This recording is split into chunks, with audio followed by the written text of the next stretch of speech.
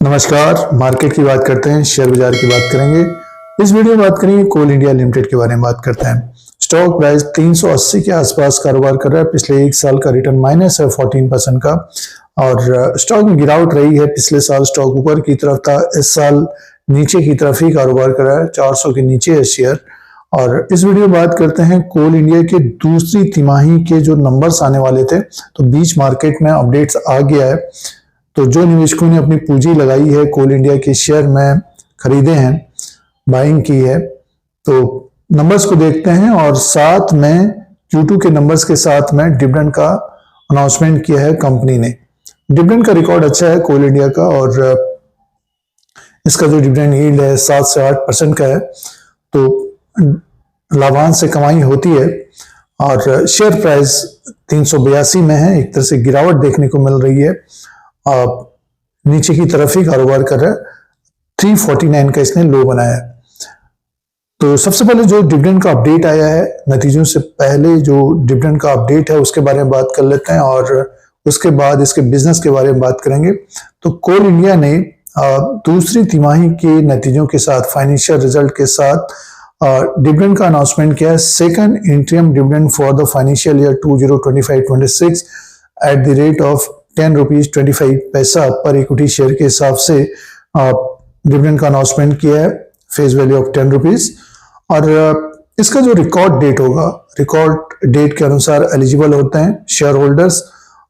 इसमें जो 4 नवंबर 2025 record date होगा, फिक्स डेट होगा। इससे पहले जो निवेशकों ने खरीदारी की होगी वो निवेशक एलिजिबल होंगे और डिविडेंड का पेमेंट जो होगा 28 नवंबर 2025 तक डिविडेंड का पेमेंट हो जाएगा। तो ये डिविडेंड का अनाउंसमेंट किया है कंपनी ने और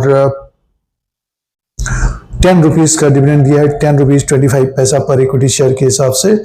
और रिकॉर्ड डेट के अनुसार ही शेयर होल्डर्स एलिजिबल होते हैं। आगे की तरफ चलते हैं और बिजनेस की बात कर लेते हैं। सीधे से देखिए कंपनी का जो बिजनेस रहा है उसके अनुसार बात करते हैं। तो ये कंसोलिडेटेड फाइनेंशियल रिजल्ट है कोल इंडिया का और पब्लिक सेक्टर कंपनी है ये।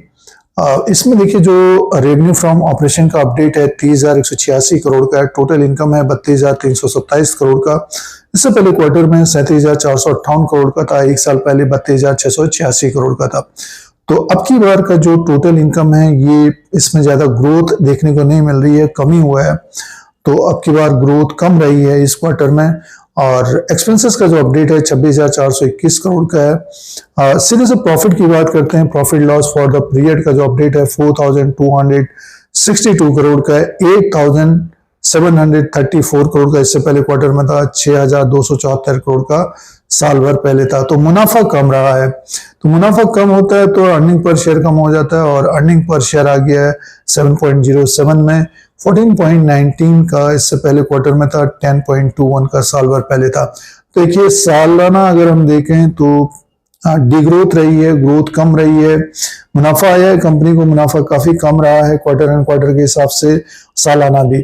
तो ये एक तरह से देखिए वीक नंबर है ये इस क्वार्टर में कोल इंडिया के। बट कंपनी ने डिविडेंड दिया है निवेशकों को और कोल इंडिया का जो मार्केट कैप रह गया है, क्योंकि स्टॉक नीचे की तरफ आ गया है, इसका जो मार्केट कैप है उसके अनुसार बात करते हैं तो 2,41,148 करोड़ का इसका मार्केट कैप है। फेस वैल्यू ₹10 का, बुक वैल्यू पर शेयर 160 का है। डिविडेंड यील्ड है 7% के आसपास का। ईपीएस है 53 का और पी रेशियो 2.2 और 7.29 का है। तो देखिए बुक वैल्यू 160 का है और स्टॉक अभी 380 के आसपास है। वैल्यूएशन है, बट ये बिजनेस बढ़ना चाहिए, वो ग्रोथ कम हो रही है। तो ग्रोथ कम हो रही है तो इसीलिए देखिए शेयर में भी तेजी देखने को नहीं मिल रही है। बाजार में तेजी बन रही है तो स्टॉक ऊपर की तरफ जा रहा है।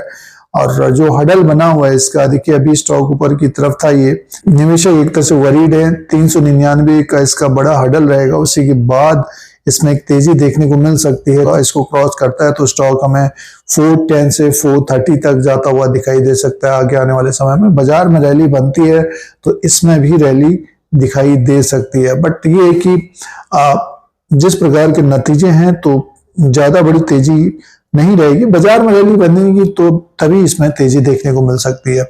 तो निवेशकों को क्या करना चाहिए? जो निवेशक ऊपर की तरफ फंसे हैं तो होल्ड करें, डिविडेंड का रिकॉर्ड अच्छा है, फिक्स डिपॉजिट के बराबर तो डिविडेंड मिलता ही है, अभी भी देखिए डिविडेंड दिया है, डिविडेंड लीजिए, शेयर ऊपर की तरफ जाता है तो अपना देखें क्या करना है। जो निवेशक सिर्फ डिविडेंड के लिए प्ले करते हैं तो उन लोगों के लिए थोड़ा रिस्क रहेगा कोल इंडिया में, और रिकॉर्ड डेट देख लें, उसके बाद आप शेयर को देखें कि कैसा चल रहा है, तो उसी के अनुसार अपना डिसीजन करें। तो ये कोल इंडिया के बारे में जानकारी थी। दूसरी तिमाही Q2 के नंबर्स का अपडेट था, साथ में डिविडेंड का जो अपडेट है उसका अपडेट है। इस तरह की जानकारी के लिए Dheeraj Singh stocks bull beer को सब्सक्राइब करें, लाइक करें, शेयर करें, कमेंट करें। धन्यवाद।